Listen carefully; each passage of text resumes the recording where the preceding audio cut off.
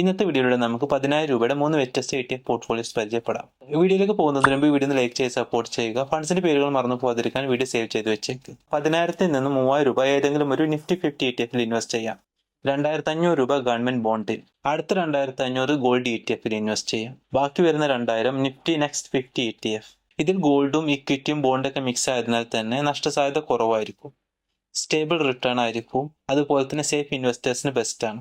അടുത്തതായി നമുക്ക് റിസ്ക് പരമാവധി കുറച്ച് മാക്സിമം റിട്ടേൺ കിട്ടാവുന്ന ഒരു ബാലൻസ്ഡ് പോർട്ട്ഫോളിയോ പരിചയപ്പെടാം. ഇവിടെ ആദ്യത്തെ 4,000 രൂപ നമുക്ക് നിഫ്റ്റി 50 ETF-ൽ തന്നെ ഇൻവെസ്റ്റ് ചെയ്യാം. 2,000 രൂപ മിഡ് ക്യാപ് 150 ETF, 1,000 രൂപ ഗോൾഡ് ETF-ൽ ഇൻവെസ്റ്റ് ചെയ്യാം. അടുത്ത 1,000 രൂപ നമുക്ക് നാസ്ഡാക്ക് 100 ETF-ൽ ഇൻവെസ്റ്റ് ചെയ്യാം. 500 രൂപ നമുക്ക് ഗവൺമെന്റ് ബോണ്ട്സിൽ ഇൻവെസ്റ്റ് ചെയ്യാം.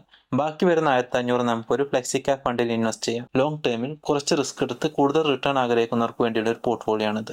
അവസാനമായി കൂടുതൽ റിസ്ക് എടുക്കാൻ താല്പര്യമുള്ളവർക്ക് വേണ്ടിയുള്ള ഒരു പോർട്ട്ഫോളിയോ പരിചയപ്പെടാം.